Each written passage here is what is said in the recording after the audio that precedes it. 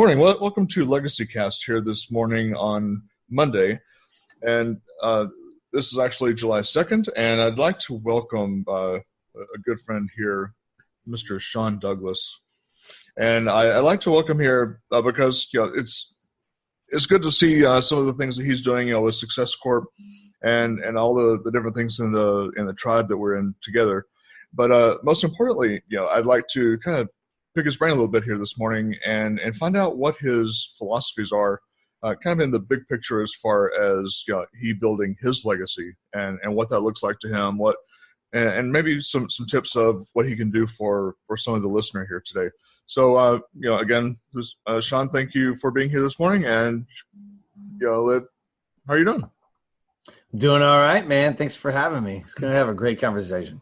Yeah. I'll try to keep it, pretty direct and raw, but not too raw. I'm not going to make you bust into tears or anything like the last person that was on. But hey, yeah, we'll try to keep it pretty cool. So when we're talking about legacy, what does that mean to you? Having a legacy. Yeah. So legacy is like how you're going to be remembered, leaving your mark on people and on the world, in a positive way, and setting the bar, setting the example, setting the standard, that's what that means, man. Yeah. I totally agree with you. It's kind of like, telling your story and sort of having the sense of immortality in a way that you're telling your story your way so that many people, many generations from now basically kind of know who you are and what mattered to you.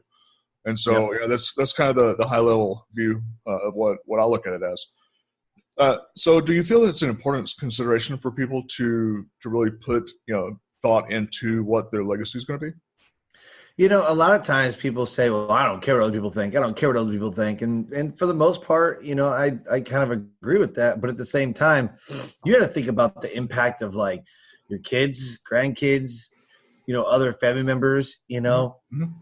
I remember growing up in an area that everybody knew my grandfather. Everybody. Yeah.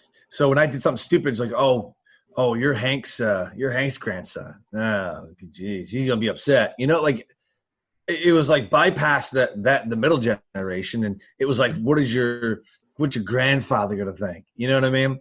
Yeah. And still to this day, when I go home to Michigan, I go into certain circles and they're like, hey, Hank's grandson, what's going on? My grandfather's, passed away in 2013, and I still get that, hey, you're this person's grandson. Hey, how you doing? And so, that's a legacy, you know what I mean? And, and I think it's very important that generational legacy, right, is thought of, when you make decisions, when you're interacting with people and creating the things that you create in this world.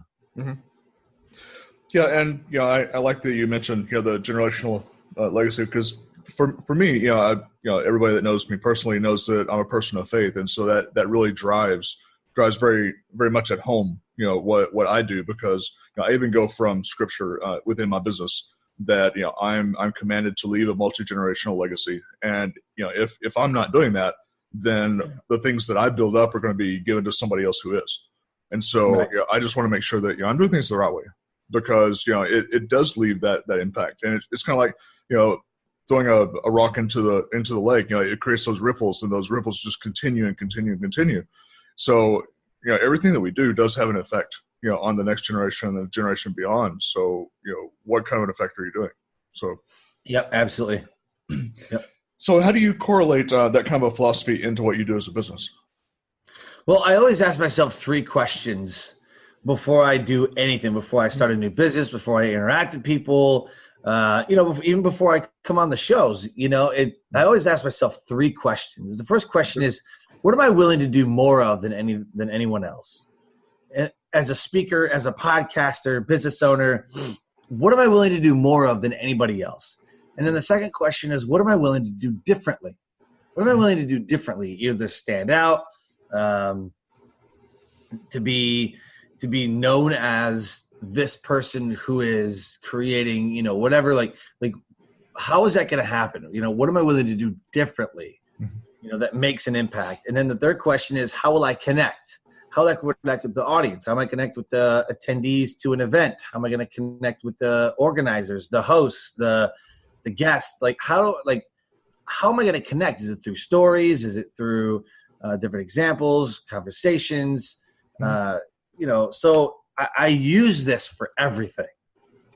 Right. You know what I mean? For everything. This is like the bar, if you will. Like, if I can answer these 3 questions, and I can answer them correctly, then I'm going to do it.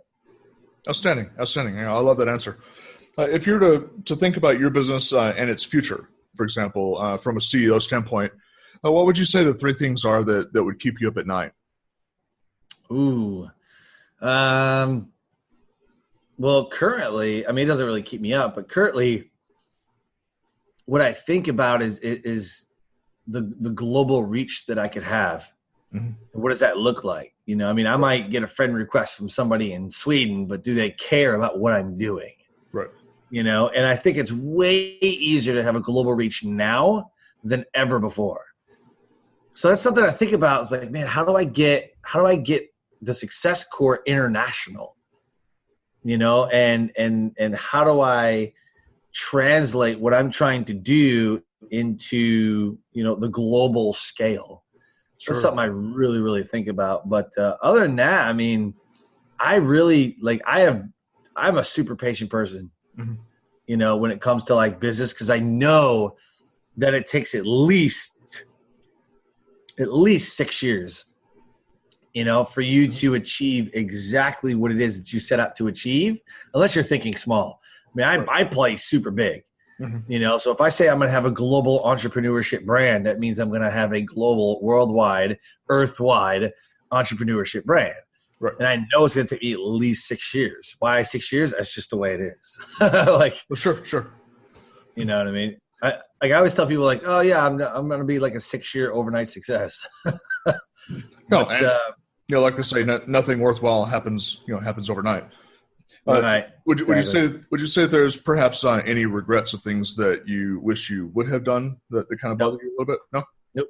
Cool. Oh well, maybe in life, maybe I wouldn't have hurt this person. I was a terrible person 10 years ago, man. I was a terrible person 10 years ago. Maybe I wouldn't have hurt that person. Maybe I wouldn't have said those stupid things that I said, or maybe I wouldn't have had that one, bad breakup go the way it did. Maybe I don't know. There's things that I think about, like, man, that was really stupid. But I believe that everything shapes you. Yeah, that's true. So do you believe it's important that people create some sort of a strategy for themselves and their business? Oh, definitely. Oh, God, yeah. The number one rule of success is to schedule everything. Yeah. Schedule everything. If you're not scheduling your success, if you want to be a millionaire, schedule it. When will you be a millionaire? Are you having $1 million in the bank? You have $1 million income? Or do you have $1 million net worth? So you need to schedule. This is the day that I will have a net worth, or I'll have $1 million income, or whatever. Right. You know what I'm saying? So because if you're not scheduling your success, then how do you know if you're going to reach it or not? How do you know when you need to be there by? And you know what I'm saying? So I always tell people, schedule everything. Yeah, and that's one of the things that, unfortunately kind of drives me nuts when I'm talking to business owners is, so many, it's like, well, I don't need to do that planning, or I don't need to do that. I'm fine without doing that step. And, like I say, it just kind of drives me nuts because, I'm very much, a planner mentality, not just in business, but just even on a personal level, that, I want to plan for those contingencies and make sure that there's not a gap in my strategy to where if something happens, I don't have to worry about the what ifs because I've taken care of that ahead of time. It's a lot cheaper to do it up front than it is to do it later. That's what. So, so planning to me is huge. So what do you think is the most common reason that entrepreneurs fail or just give up when they're trying? The most common reason I think is because they don't have a mentor. They can do it all themselves. Yeah. So it's kind of like trying to do everything themselves, or just don't have somebody to follow. Exactly. Yeah. I mean, they're like, well, I want to create this thing and I'm going to go do it. And then they find out, they're like, man, this is kind of rough. This is hard. You know what I mean? Like, you have to have a mentor. You have to have someone to model success after. You have to, Sure. I mean, because success leaves clues. Mm-hmm. And so if I'm not modeling somebody, then I'm just falling into the same traps and the same trenches that every other person before me has already fallen into. So if I can get a roadmap, if I can get training, if I can literally get the map, say, don't step here, don't do this, do it this way. And you fast track your success. When you model somebody says, hey man, if you do this, 100%, this is what's going to happen. Hey, do not do this because this is bad and this is going to fail. And you know what I mean? I want to fail early and often as much as I can. I want to fail to the 10th power as early and as much as I can, because that is where the learning is and that is where the growth is. Mm-hmm. So if you just fail right off the bat, like, well, that really sucks. Okay, let me change this up, because I don't want to have a false sense of security where I'm like 6 months to a year and I'm like, man, this is great, this is amazing, and then all of a sudden the bottom drops out. Right. You know what I'm saying? I want the bottom to drop out now. Sure. And then work myself up the right way. Mm-hmm. And so that's why I got a mentor. My mentor is, $5,000. I pay him and he shows me exactly what I need to do. And then I go do it. And then, what happens? Success, because he's already doing it. If you're going to get a mentor, you need to find somebody who's operating at the level that you want to operate, making the money that you want to make, living the life that you want to live. Right. That's exactly what I found in a mentor. And that's what you need to find in a mentor, someone who's operating at the level that you want to operate at. Yep. Spot on. That was an awesome answer. So what would you say that the specific roadblocks would be if you were to be advising a new entrepreneur? Well, what roadblocks would you tell them to watch out for? Depending on what they're building, creating, what kind of business model they have. If you're like a product-based company, it's securing capital. There's a huge roadblock because you're super unknown. You don't know who to talk to. Am I talking to a VC? Am I talking to, CFOs? Who am I talking to? Mm-hmm. If you're like a service-based business, again, the service you provide, does it have the results? If you're super new, probably not, because you haven't done it yet. So in the speaker world, it's funny because you can't get hired really to the high-paying engagements. You can't get hired without a video because they want to see you speaking, but you don't have it because you haven't spoken yet. It's kind of like it's a double standard. You know what I mean? Sure. So there's definitely roadblocks in everything, but early on, like speakers, don't have mentors. Again, they don't have like the speaking video, and everybody's telling them to create one sheets, which is stupid. If you're like a product space, like I said, securing capital is like a huge roadblock. Mm-hmm. Do you do a GoFundMe? Do you crowdfund it? Do you Kickstart campaign? It's just securing the money is usually the biggest roadblock. Yeah, because there's kind of that formula of if you don't have the money for the first 3 to 5 years, then don't even try to do it full time, because don't do it full time. It's like, don't give up that 9 to 5, if you can't, fund the thing for the first 3 to 5. Exactly. And that's really how I funded all 3 of my businesses. I built 3 successful businesses while serving on active duty military orders, and my military pay at first would go and fund everything that I wanted to do. And then once it got up and running and everything started coming in and the money was coming in, then, I don't need it anymore. Excellent. So as far as resources, since we're both veterans here, what support and resources do you think that our brothers should be looking for as far as positioning themselves for success?